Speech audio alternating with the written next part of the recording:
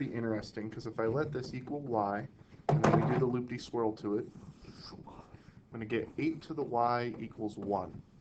Now what's the thing that you can always put in for y as an exponent? 1. You know, 8 to the first would still be 8. Okay? Negative? But if y equals 0, what's 8 to the 0? 2. What? No. 1. 1. What's anything to the 0? 1. So that's kind of a tricky one. So it's got to be 0. So It's how gotta would you, be how would zero. you write that out? Just like that. No, but like, like work-wise, like, okay, 8y is, how would it be? That one's just kind of, well, Is it just assumed 0? yeah. Yeah. And yeah, there's nothing else I can really do for that one. You just kind of have to reason your way through it. Okay. But if you ever see one like that again, it doesn't really matter what the number is. You know it's going to be 0. Okay. Okay. I think they chose such a god-awful exponent on purpose, just to show you how easy these are. So if I loop-de-swirl this, 4 to the y equals 4 to the negative 0.38. So y equals negative 0.38. Correct. Then another one. 1,000 million. All right, now this one, if I loop-de-swirl this thing, 4 to the y equals 1/2. All right, now this one I'm going to have to do some manipulation on. All right, and it's always easier to take the larger of the two numbers and start moving it around first. So can I rewrite 4 so that it's 2 to something? 2 squared. Okay, so this would be 2 squared to the y. And when I have a power to a power, right, so I'm going to get 2 to the 2y equals, all right, now I used this 2 because it was the more important of the two numbers. But what power is on this 2 right now? 1. 1. Now, this doesn't look, this is a 1/2, but if I took this 2 up there so that it was a 2 to the something, what would it be? 2 to the negative first. So now they have the same base.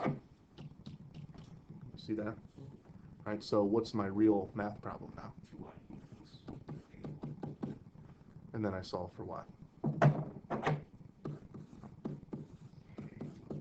So negative half. Y equals negative half. Correct.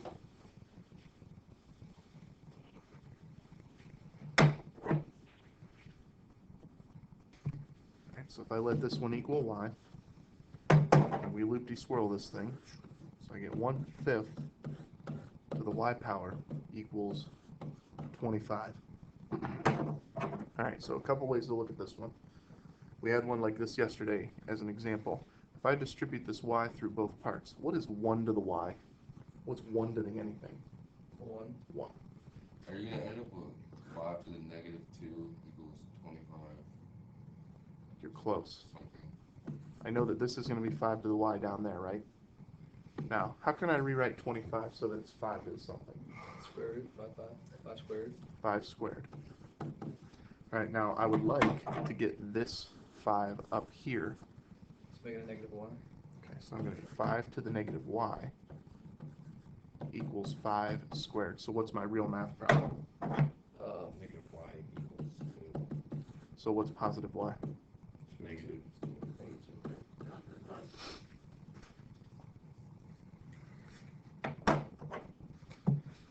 Okay, so if I let this one equal y, and we loop-de-swirl this, so I'm going to get 20 to the y equals 8,000 to the x. Can I rewrite 8,000 so that it's 20 to something?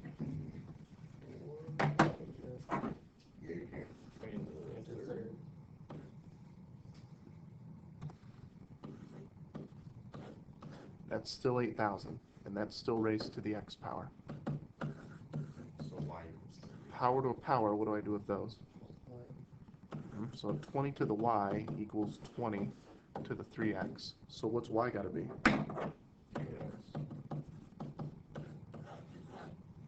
Also, when you say bases, they just cancel out. Right. Yeah, that's the whole goal, is to try to get them to have the same base. And eventually we'll get to problems where you can't, and then I give you another way to solve them. Okay. Right, but first goal is to try to get them to have the same base, and then you don't need them anymore. So that's why I keep saying, what's the real math problem? Because you don't need these. All right, now what were you guys doing with these? Were you swapping them first and then solving for y? Or were you just solving them out and then swapping? I'd swap first. Swap first? Yeah, that's Okay. what I do.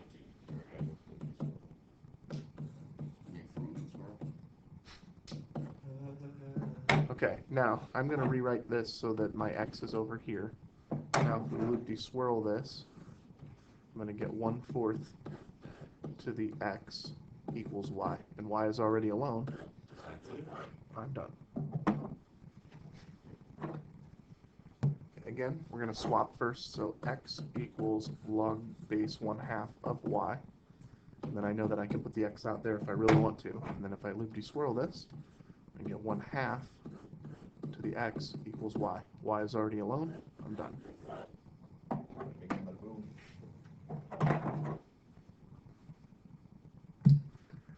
All right. So swap them first. All right, and then this is x. Now, this one is one of those ones where we're just supposed to know there's something there. What base is here? E. E.